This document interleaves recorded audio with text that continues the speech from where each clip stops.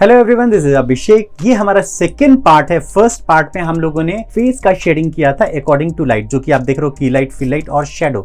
ये हम लोग समझ चुके हैं। फेस का जो भी डिटेल हम लोगों ने किया था, आज हम लोग करने वाले हेयर में अभी देख रहे हो ना कि कंप्लीट ब्लैक है, पिच ब्लैक है, तो ये भी, इसमें भी डिटेल्स होते हैं। आज मैं आपको कुछ डिटेल्स बताने वाला हूँ। कभी कभी रेफरेंस में ना आ पाए, लेकिन आप अपने रेफरेंस के अकॉर्डिंग आप बना सकते हो हेयर, और इसके साथ साथ कुछ और डिटेल भी दे सकते हो। तो यहाँ पे देख रहे हो कि 4B पेंसिल है, जनरल का चारकोल पेंसिल, उसको कंप्लीट मैंने फिल कर लिया। अगर आप इसका फ्लो रखते हो अकॉर्डिंग टू हेयर का जो फ्लो है, वो ज़्यादा बेटर रहता है। अब यहाँ पे ब्लेंडिंग की बारी आ गई। ब्लेंडिंग हम लोग कर रहे हैं वही पेपर स्टैम्प से।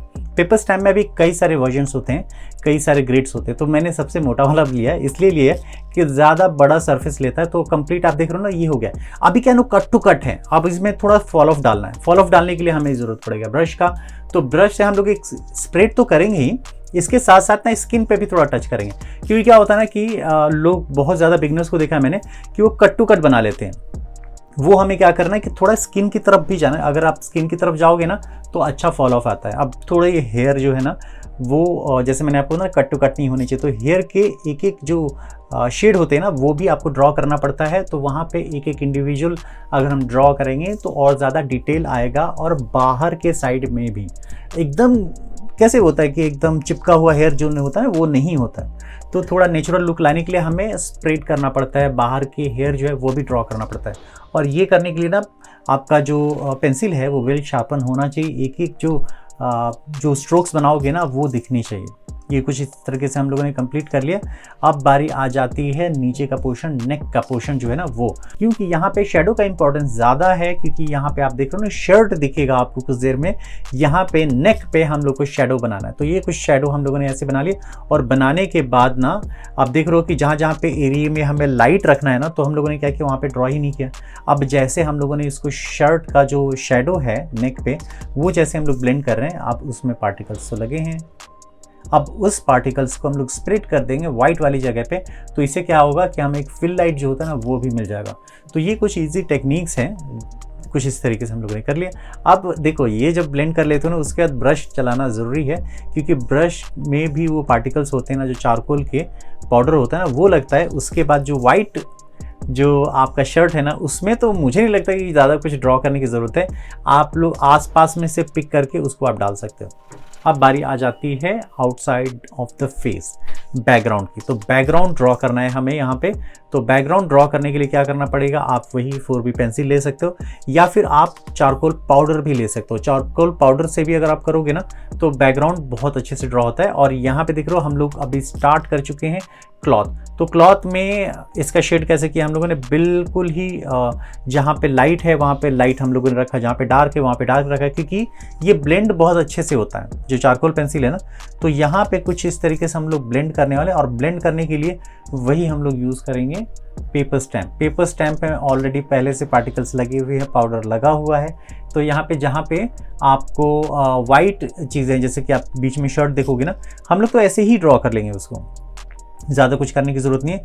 ब्रश अगर आप यूज़ करना चाहते हो यूज़ कर सकते हो। लेकिन मैंने जहाँ तक इस पूरे पोर्ट्रेट को बनाया मैंने, और पूरे पोर्ट्रेट बनाने में मुझे 2 घंटे के करीब में टाइम लगा है। तो मैंने फिर एकदम फास्ट ट्रैक पे बनाया है पूरा का पूरा। जो फेस है, हेयर है और आपका क्लॉथ है, तो ये फास्ट ट्रैक में बना है।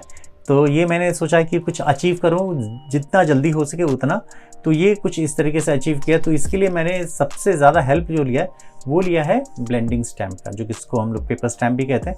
तो इसमें कई सारे ग्रेड्स आते हैं। जैसे फेस पे अगर आप करोगे, आई वगैरह पे करोगे ना, तो वहाँ पे आपको छोटे ग्रेड्स जैसे कि 2B, 6B, 4B आता है ना, वैसे यहाँ पे भी आता है। तो दोनों साइड में हम लोग वैसे ही करेंगे। पेपर पे हम लोग जो ड्रॉ कर रहे हैं, ड्रॉ करके आप चाहो तो डायरेक्ट आप पाउडर का भी यूज़ कर सकते हो। लेकिन मैं आपको रिकमेंड करूँगा, बिगिनर्स जितने भी हैं ना, तो जितना आप ड्रॉ करोगे उतना ज़्यादा अच्छा है। अगर मैं चाहूँ तो बैकग्राउंड को भी मैं पाउडर से भी कर दूँ, लेकिन मैं हर जगह पाउडर को यूज़ नहीं करता। क्योंकि यहाँ पे क्या है ना, हम लोग को जब सीखते हैं ना, तो सीखने के लिए ना बहुत ज़्यादा टेक्निक समझना की ज़रूरत पड़ती है, ना कि आपको शॉर्टकट की ज़रूरत पड़ती है। तो टेक्निक समझिए, शॉर्टकट नहीं। तो कुछ इस तरीके से यहाँ पे हम लोग करें। और यहाँ पे ना इंटेंसिटी पता चलेगा, आपका हैंड का प्रेशर पता चलेगा। जहाँ पे ज़्यादा डार्क है वहाँ पे हम लोगों ने प्रेशर दिया, जहाँ पे लाइट है हम लोगों ने कहीं कहीं तो ड्रॉ ही नहीं किया, और कहीं पे भी एकदम लाइट ड्रॉ किया। और ड्रॉ करने के बाद यहाँ पे भी प्रेशर होता है। जो आप पेपर स्टैम्प देख रहे हो ना, देखो रिपीटेशन से भी डार्क आता है, जहाँ पे हम लोग रिपीट ज़्यादा करेंगे वहाँ पे डार्क होगी, और जहाँ पे 1 या 2 बार रिपीट करेंगे तो ब्लेंड हो जाएगा और लाइट ही रहेगा। जैसे यहाँ पे देख रहे हो ना कि दोनों में आप देख सकते हो कि कितना कहाँ पे डार्क है कहाँ पे लाइट है। तो कुछ इस तरीके से हम लोग किया, और रेफरेंस को हमेशा ही देख रहे हैं। और ये जो ब्लेंड हम लोग कर रहे हैं जहाँ पे दोनों डिफरेंस पता चलेगा आपको। जो कोट जो है ना, कोट जो कह सकते हो ब्लेज़र है, तो नीचे के साइड जो होगा वो ज़्यादा डार्क है, ऊपर के साइड में जो फोल्डिंग्स बने हुए वो थोड़ा ब्राइट होगा। तो वो दिखाने के लिए हम लोगों ने क्या किया कि किनारे की तरफ ज़्यादा हम लोगों ने ड्रॉ ही नहीं किया, उसको ब्लेंड कैसे किया, पेपर स्टैम्प से। पेपर स्टैम्प से बिल्कुल ही 1 टाइम।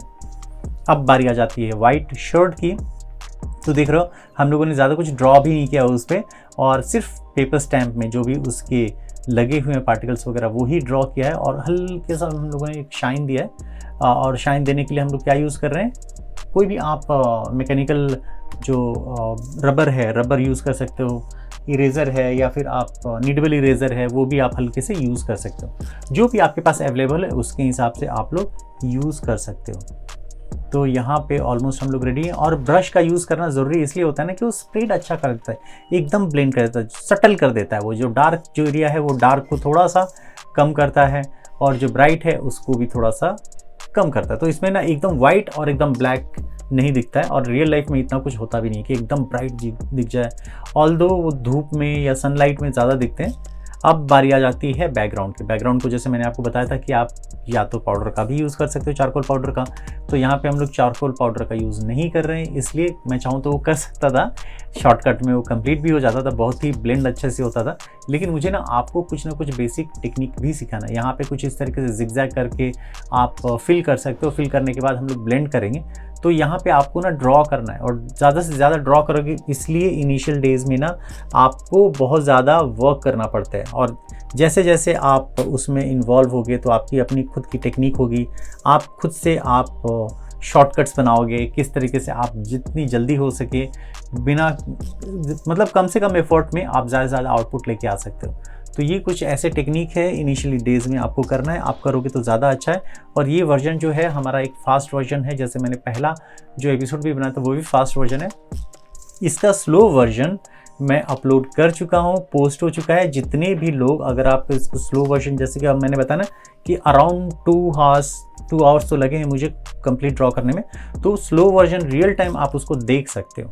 तो इस वीडियो के बाद वो आपको प्रोसेस बताया जाएगा कि कैसे आप वो स्लो वर्जन वीडियोस देख सकते हो ओनली ऑन 29 रुपीज़ में भी, मंथली, वो भी मंथली। तो यहाँ पे देख रहे हो कि पेपर स्टैम्प को हम लोग कैसे यूज़ कर रहे हैं, और जहाँ जहाँ पे डार्कनेस ज़्यादा है वहाँ पे रिपीटेशन ज़्यादा हो रही है, और जहाँ पे आपको लगता है ना कि हाँ कुछ जगह चीज़ें रह गई हैं, तो वहाँ पे आप पेंसिल से ड्रॉ करके भी आप वापस से वो जो डार्कनेस है ना, किनारे की तरफ से जो डार्कनेस है, वो डार्कनेस आप लेके आ सकते हो, फिर आप उसको ब्लेंड कर लो। तो ये कुछ बहुत ही सिंपल टेक्निक है, बैकग्राउंड के लिए भी, फेस के लिए भी, क्लॉथ के लिए भी। ये बहुत सिंपल टेक्निक के हिसाब से मैंने आपको बताया। और इरेजर से अब क्या करना है, हेयर जो आप आउटसाइड में, अभी देखो बैकग्राउंड तो डार्क है, डार्क हमारा हेयर भी है, तो दोनों में कुछ तो एक ऐसा होना चाहिए जिससे कि वो ना डिफ्रेंशिएट हो कि बैकग्राउंड अलग है और हेयर हमारा अलग है। तो यहाँ पे क्या करेंगे हम लोग, हेयर को जो है ना, आउटसाइड हेयर जो है ना, वो हम लोग उसको बिल्कुल ही आराम से इसको निकाल लेंगे। और एक एक हेयर ड्रॉ करने के बाद हमारा पोर्ट्रेट जो है कंप्लीट हो चुका है। कैसा लगा ज़रूर बताइएगा। अब हम जानते हैं कि कैसे हम स्लो वर्जन वीडियोस देख सकते हैं। तो YouTube पे जाके आपको टाइप करना है स्केचबुक बाय अभिषेक, मेरा चैनल ओपन हो जाएगा। चैनल ओपन होने के बाद आपको कई सारे वीडियो दिख जाएंगे, तो उस वीडियो में से कोई भी एक वीडियो आपको सेलेक्ट कर लेना है, ओपन कर लेना है। ओपन करने के बाद उसमें आपको दिखेगा एक टाइटल बार, जहाँ पे उसका टाइटल होता है, जैसे यहाँ पे Day 1 वगैरह लिखा हुआ है, ड्राइंग फॉर बिगनर्स लिखा हुआ है, उसके जस्ट नीचे आपको एक ज्वाइन बटन दिख जाएगा। ज्वाइन बटन पे क्लिक करना है, और यहाँ पे कई सारे ऑप्शन आ जाएंगे, जो कि अब तो 29 रुपीज़ से भी आ चुका है। तो यहाँ पे आपको क्लिक कर देना है ज्वाइन बटन, और उसमें आपको पेमेंट कर देने के बाद आप एक्सेस कर सकते हो वीडियोज़ को। तो ये वीडियो कैसा लगा ज़रूर बताइएगा, और मिलते हैं अगले वीडियो में। तब तक के लिए बाय, टेक केयर।